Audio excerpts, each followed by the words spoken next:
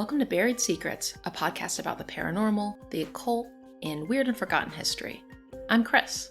This episode is a follow-up to the last episode, which was all about this ghost or entity in Woodside that was sighted in 1893, as well as some other hauntings that are more recent that happen in the same area.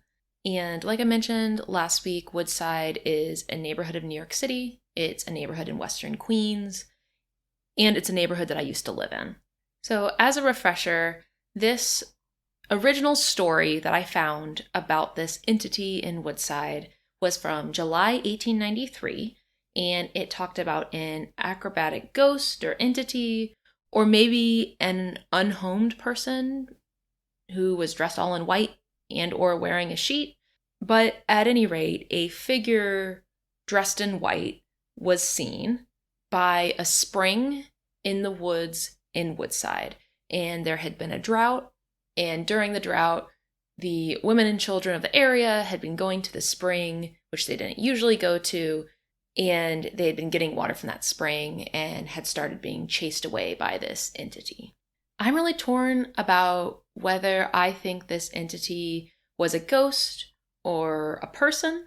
I'm not totally convinced that it was a ghost, but there's enough weird things about this story that I'm also not totally prepared to say that I think it was just an ordinary, unhomed human living in the woods. So I wanted to explore this topic some more and go down a little bit of a wormhole in terms of looking at the ways in which this ghost does and doesn't fit into the wild man archetype, etc. And just as a reminder of some of the sort of weird stuff about this ghost or this entity, here's a description of the ghost that was printed in the Evening World, which was a newspaper here in New York in 1893.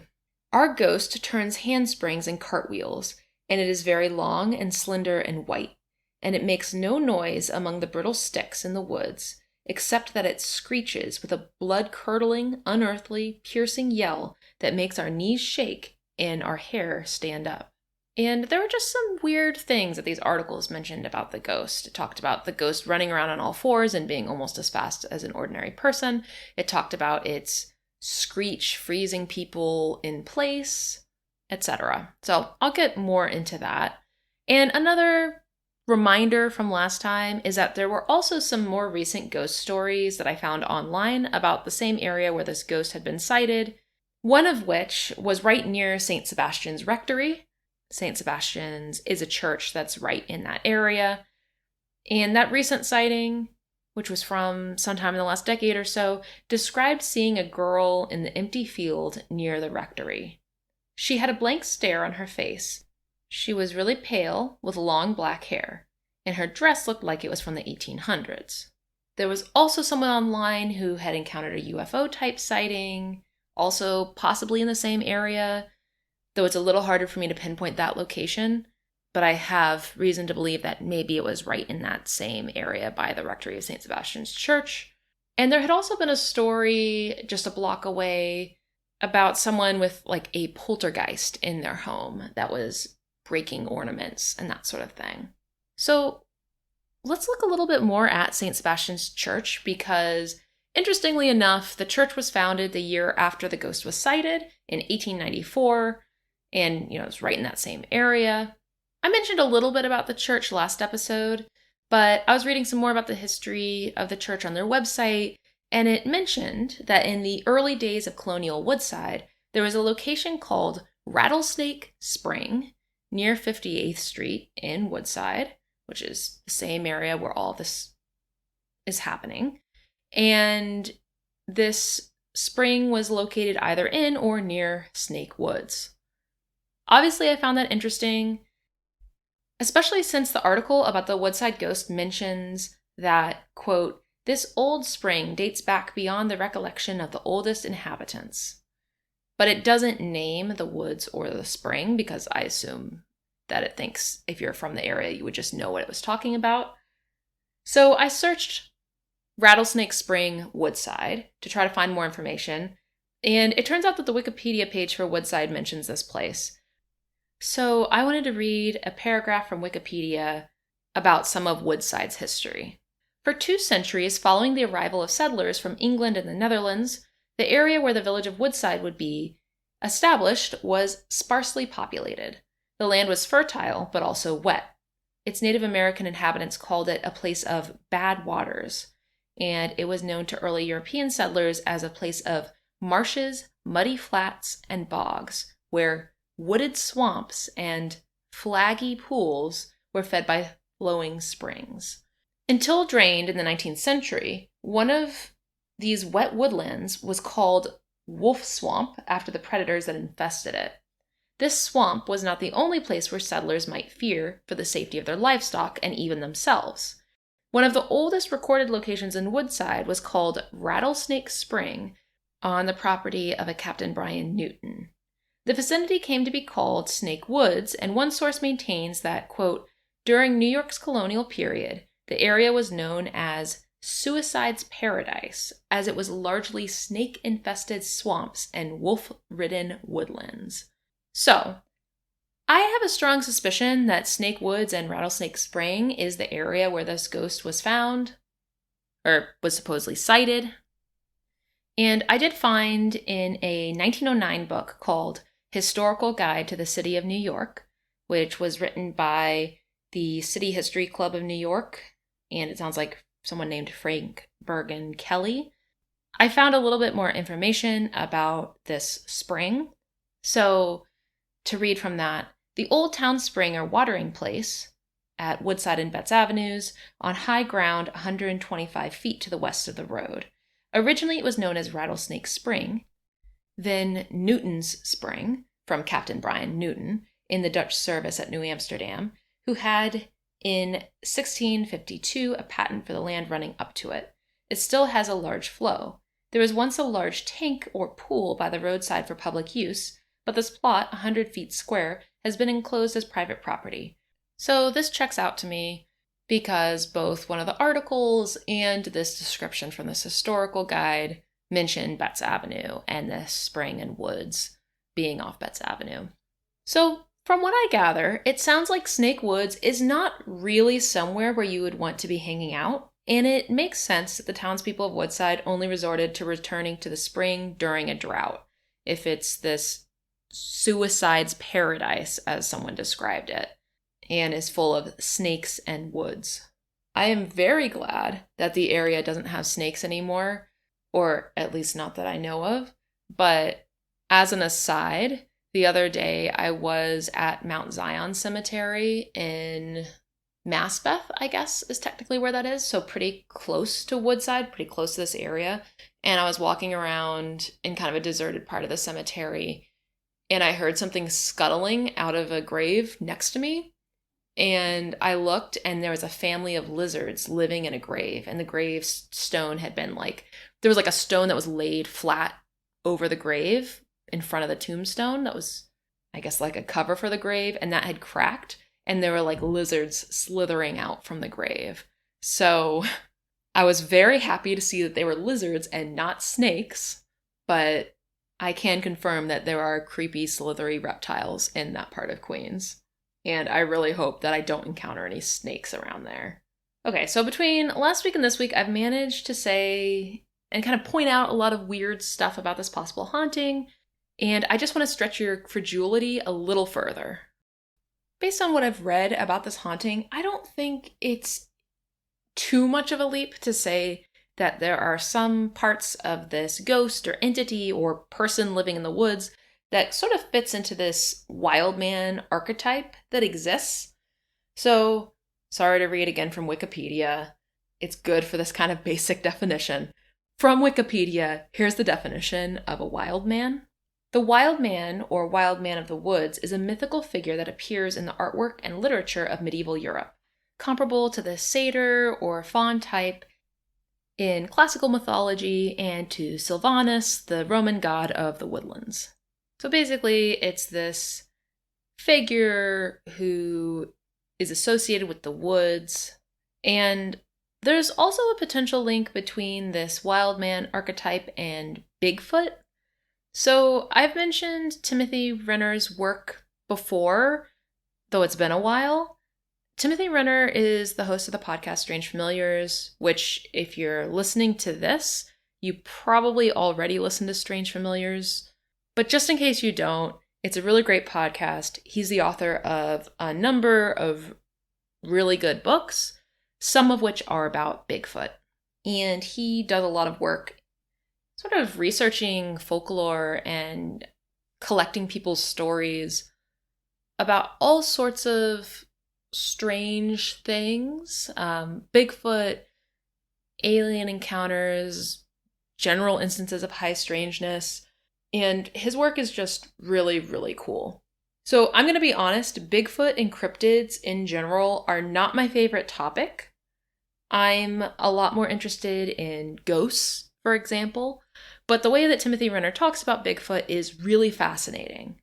There are several schools of thought when it comes to Bigfoot, and it sounds like, from my understanding, the dominant one for a long time was the flesh and blood Bigfoot hypothesis, which was basically the idea that there is an actual animal living out in the woods, and that animal is a Bigfoot, and that's what people are seeing during Bigfoot encounters. However, there's also a school of thought that ties Bigfoot into high strangeness and links it to all sorts of paranormal phenomena, including poltergeists, fairies, ghosts, magic, witches, women in white, etc. And Timothy Renner's work is focused in that second school of thought. And boy, does he have some interesting things to say about all of that. He co-wrote 2 books about this exact topic with Joshua Cutchin, called Where the Footprints End, High Strangeness and the Bigfoot Phenomenon, Volumes 1 and 2. And if any of this sounds even remotely interesting to you, you should buy those books and read them. They're great. But when I was thinking about this ghost story in Woodside, something sort of rang a bell there for me, and it was making me think of some anecdotes from these books. First of all, there's a term that Joshua Cutchin has coined called the Wildnessgeist, which is basically a wilderness poltergeist. So, poltergeist activity out in the woods.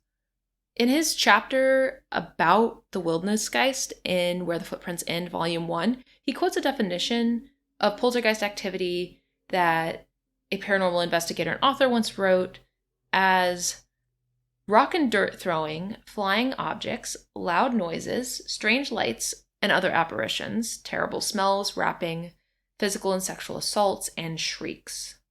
Now, looking at this Woodside ghost, the only things I'm really seeing from that list that overlap are the shrieks and the assaults, or at least, chasing and attacking people or attempting to attack them. I definitely think it's worth noting that the Woodside entity shrieked, and that his shrieks maybe had an effect on people's ability to run away or run after him. Like, maybe they were just scared and frozen in place, but there is a reading of the articles that suggests that people were literally unable to chase him after he shrieked. And, it is interesting to me that years later, in the 2010s, we have that random account of the UFO type lights seen nearby, as well as some other haunting stories like the Poltergeist type one. I'm not really trying to make a solid connection between these things or argue that this entity is an example of this Wildnessgeist idea. This could all be coincidence. It could mean nothing. But it's just interesting to me because it fits into a possible pattern, and it just made me wonder if there's something odd over there in that part of Woodside. The chapter I just read from in Where the Footprints End also talks about how poltergeist, quote, infestations typically begin and end abruptly, rarely exceeding a few months. We don't know for sure when the interactions with this Woodside entity ended, but they certainly started suddenly, and it had only been going on for a few days at the time that they were reported. And I think if it had gone on for much longer, there would have been more reports about it. Also, I think that most people know that poltergeists are often associated with adolescent girls or kids going through puberty in general. To read a bit more from this chapter, typical poltergeist agents, that's people who poltergeists are attracted to, are young and female, a data point resonant with Bigfoot lore. Legends universally describe the creature's keen interest in young women and children, poltergeists attached to female youths. Youths and females attract Bigfoot. So one thing worth noting is that our Woodside wild man or entity attacked children and women, but ran away from men. In particular, we know that two 14-year-old girls, Annie Robinson, the daughter of a grocer, and her friend Josie Canton, were both chased by the ghost. And I said this last episode, but it's definitely notable that these articles have people's real names and occupations and identifying details and stuff. These aren't just like some random people in a neighborhood said some things, but they won't go on the record. A ton of people's names are listed in these articles, which lends some credence to this story to me. So we have these two 14-year-old girls who were chased by the ghost, and it seems like a lot of the kids who the entity scared were either around that age or a little younger. So Where the Footprints End, Volume 1, has a whole chapter on women in white and white Bigfoot sightings. So there is kind of an intersection between the women in white and wild man archetypes. In preparing this episode, I reread the chapter and I just wanted to share a few passages. There was a story about two brothers who had experienced Bigfoot sightings that was first recounted on the podcast Sasquatch Chronicles. It was about two brothers who lived near each other in Tennessee, sort of in a wooded area, and there were woods behind their houses, and these brothers, Mick and Matt, believed that there was a Bigfoot living back there. And also, one thing worth noting, a lot of Bigfoot sightings happen in sort of small woods where people live, so not necessarily in the deep darkness away from civilization, like where you might think a Bigfoot would be if it was like a real animal that had to hide from people and stuff. And thinking about our Woodside entity, one, it's in a location that's literally called Woodside, right? Like it's a village on the side of the woods. And Snake Woods is this weird liminal space where it's like dangerous, but it's also a source of water, and it's right near this village, but it's its own sort of wild thing. So I want to read this passage from Where the Footprints End about these two brothers. And of course, the story is not a perfect parallel, but it does talk about a mysterious person dressed in white who is assumed to be unhomed. So to read from that. The two brothers had been seeing an old woman in the neighborhood who they thought to be homeless. The brothers described this woman as appearing to be in her 60s, very tall, about 6'5", and dressed in ragged, dirty white clothes that appeared too small for her frame, and old white shoes that appeared much too big. On one particular evening, the brothers could hear the Bigfoot creatures screaming on the ridge, and they saw the old woman crossing their property, heading in the direction of the screaming Sasquatches. They assumed the woman was insane and would be killed or injured by the creatures. In the morning, however, they saw the old woman heading back from the ridge. One of the brothers approached her, curiously, and asked her to stop. He wanted to ask her some questions and see if she needed help. The woman ignored him, so he asked again, and she still did not respond. He repeated his request multiple times, raising his voice, "Stop, stop, stop," but the old woman walked on as if he was not there. Finally, the brother said, "I command you to stop." At this, the old woman stopped, turned to the brother, cracked a sinister, evil grin, and disappeared into thin air. Both brothers witnessed the old woman vanish. The brothers consulted a medium and asked about the old woman. The medium said that the woman was not human, but an entity that appears human. The medium said that the Bigfoot creatures were coming out of the earth and that this entity, which appears as an old woman, has control over the Bigfoot creatures. So obviously this is a story that contains a lot of elements that the Woodside entity story does not, right? This is a woman in white. It kind of has some archetypal woman in white vibes or almost some hag vibes. There's Bigfoot stuff going on, which, as far as I can tell, is not occurring in this Woodside story.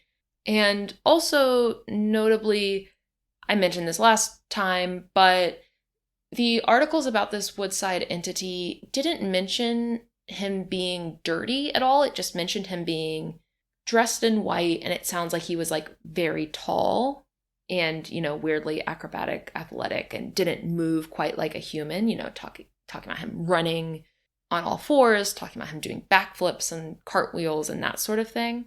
Or I guess handsprings and cartwheels, I think is what the article said. So it's not totally the same, but I do think this story that I read offers a little bit of a lens to see this Woodside entity occurrence through.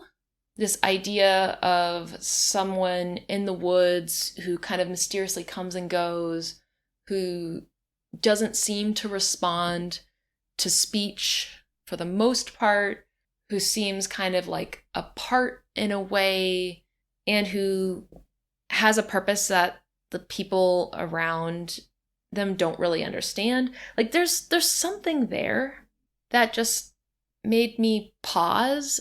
And since the facts are so sparse about this Woodside haunting, and since there are so few other stories about hauntings in Woodside, even though they all seem to be kind of centered in this one area, I felt it was worth sharing the things this story has in common with tales of the high strangeness, etc. Now, of course, I've been saying a lot of Bigfoot type things, wild man type things, and just to be clear, there are a lot of standard Bigfoot things like wood knocks or wild man things like someone being really hairy and dirty that just don't seem to appear in these accounts of this Woodside entity. And at least for me, the acrobatics that this entity did don't really seem to ring a bell for something Bigfoot, wild man, or woman in white related to me, but it did seem unusual, weird, unlikely, potentially tied into something paranormal, potentially not. But for whatever reason, I couldn't stop thinking about some of the stuff that I'd read and heard about these archetypes, particularly in the work that Timothy Renner and Joshua Cutchin have done in their books, Where the Footprints End. You know, even the idea of this entity in Woodside being near a spring made me think of Bigfoot sightings near running water, for example. There's just like enough boxes that are checked to make me pause and have a lot of questions about this entity, but not enough that I feel like I can draw any kind of conclusion. And if that's not a typical paranormal research conclusion to come to, then I don't know what is. So maybe this entity was just an ordinary unhomed person, maybe a circus performer or a vaudeville performer who knew acrobatics. Maybe he was something more paranormal and had some kind of connection to all the strange stuff I've been talking about. Again, like most mysteries in history and the paranormal, I don't really have a satisfying answer for you. I would love to hear any theories that anyone has. You can always contact me on Instagram at Buried Secrets Podcast or at buriedsekretspodcast@gmail.com. I love hearing people's thoughts. But anyway, that's what I've got for this Woodside entity. I really hope that you enjoyed hearing about this weird ghost story as much as I enjoyed researching it. I had thought that I'd end up talking about a bunch of different ghost stories when I started delving into this one. And I ended up, focusing on this one for 2 episodes. I have a lot more stories about other ghosts in Western Queens, including some ghosts near the cemetery in this area. So I'm excited about that. But I was also, and I can't remember if I mentioned this last time. I'm sorry if I did. But I think one thing with this story is that, I've been feeling so demoralized in a way going through some of these Astoria ghost stories because some of them are interesting, but a lot of the interest comes from a sort of historical point of view, and from a paranormal point of view, a lot of them just seem fake or like hoaxes or just like some reporter trying to fill column inches and sell newspapers. And I was really happy to find a story that felt like there was something more to it and like it had these connections to other things in the paranormal. And I don't know about you, but a lot of the time the paranormal stuff I like the best is the stuff that isn't neat, isn't very conclusive, asks a lot of questions but doesn't really answer anything. I think about places like Manhattan, and I've done episodes about church hauntings and that sort of thing in Manhattan. And so many of those stories are kind of at the level of urban legend, where it's like, oh, St. Mark's Church is haunted by Peter Stuyvesant because this was where his farm was, etc., etc. They're so pat and so easy, and I'm not saying they're not real. I don't have enough evidence to say whether they are or aren't, but I do get suspicious whenever something is too neat and tied up in a bow and focuses on famous historical figures and has a clear explanation. So I was happy to uncover this little tidbit that kind of, the more I thought about it, the less sure I was about anything, but the more interested I was. Also, only tangentially related, but I've been trying to figure out over the last year and a half, basically since the Salem investigation that I went on right when COVID started, I've been trying to think of a way to do solo paranormal investigations. And in particular, I've been trying to figure out a way to do the Estus method solo, which I've talked about in the past. But I mention this because I think after a year and a half of turning it over in my head, I think I've maybe found a way to try and tackle some Estus method stuff and use it solo in a way that I somewhat trust. So I haven't tried it out yet. I'm still kind of putting together the kit and doing hours of prep work to try to figure this out. And I know I'm being a little bit elliptical, but it's because hopefully, if I get something interesting out of this, I hope to talk about it a lot more in a future episode. So I'm going on a trip tomorrow. I was supposed to go to Iceland, but because of COVID, we had to cancel the trip. So we're going somewhere local. I have intentionally not really researched ghost stories in that area, and I'm hoping to be able to go out into the woods and try out this method of doing the Estes session solo. I also want to try it out in some local places here, like Roosevelt Island, though I'm a little more suspicious of that sort of investigation in a place where I know a lot of stuff about it, because I do think it's easier for me to hear what I want to hear if I am looking for a certain narrative in an area that I know a lot about. So I'm excited to be going somewhere that I don't know much about, but that is spooky and full of ruins and creepy things. So all of this to say, I'm hoping that I'll have some sort of paranormal investigation type episode in the near-ish future, in the next few months. I know I haven't done too many of those. It's mostly just been the Salem episodes, but I've been wanting to do more of that. So we'll see. Maybe I'll get some interesting stuff. More to come on that. But that's all that I wanted to talk about today. You can check out the show notes with all the sources and everything that I used here at buriedsecretspodcast.com. You can write to me at buriedsecretspodcast@gmail.com. My Instagram is Buried Secrets Podcast. And of course, if you liked this episode, please rate and review. Please tell your friends about it. That really helps people find the podcast. And thanks so much for listening.